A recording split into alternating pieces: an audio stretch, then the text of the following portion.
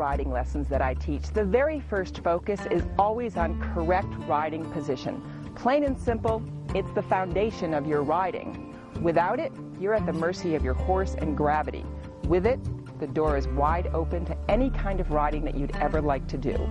So what is a correct riding position? It's a balanced position that lines up the head, hips, and heels in one straight vertical line. In this position, imagine if the horse were to just evaporate. You would be standing on your feet, not sitting on the ground or falling face forward. Being in balance is not just for the dressage rider. If you're going to jump, you'll need to be in a position we'll refer to as a light seat. And this too has you balanced with your hips over your feet. As we focus on your riding position, the subject can be broken up into three important parts: the seat, the legs, and the hands.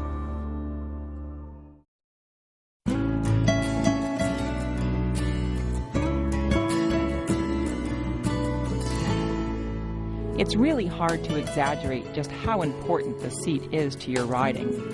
There's a saying that only a rider who sits correctly can ride correctly, and it's absolutely true. Every rider needs an independent seat. This means your seat moves with the motion of the horse, and you have control of that motion, and it's independent from the rest of your body. It's not that you're really sitting on your horse, but draping your seat and legs over the horse's back. In the saddle, your seat bones and pubic bone form a triangle. A good seat is upright, soft, and interactive. Here are some of the common mistakes.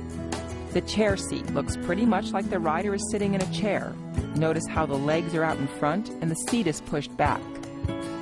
The fork seat is when the rider's shoulders are forward and the leg is out of alignment. Another problem is the crooked seat. Here the rider is sitting unevenly in the saddle and causing balance issues for herself and the horse.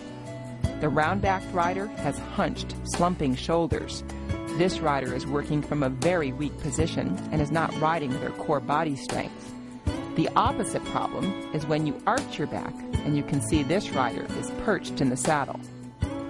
How to make your seat better? Start with finding good instruction, and that often means taking lessons on the lunge. When lunging, your instructor is in control of your horse while you get to focus exclusively on the form and function of your seat.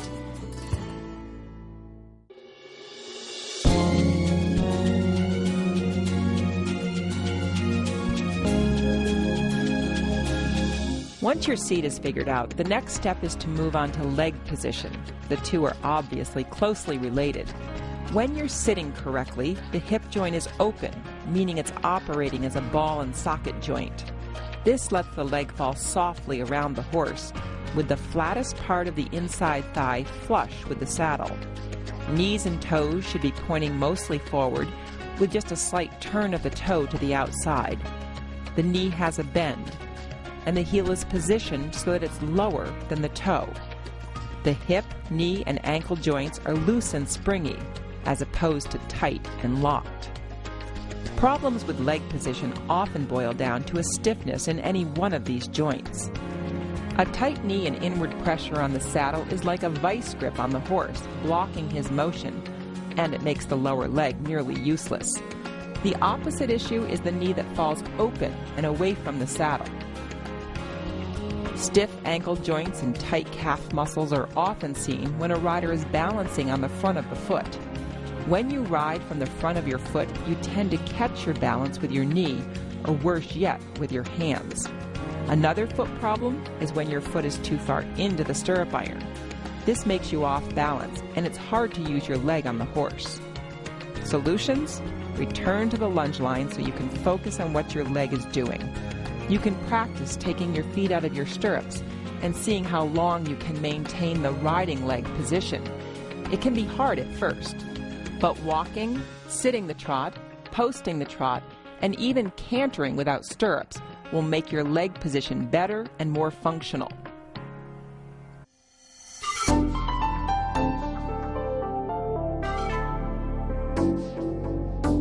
Now we move on to how you hold your hands.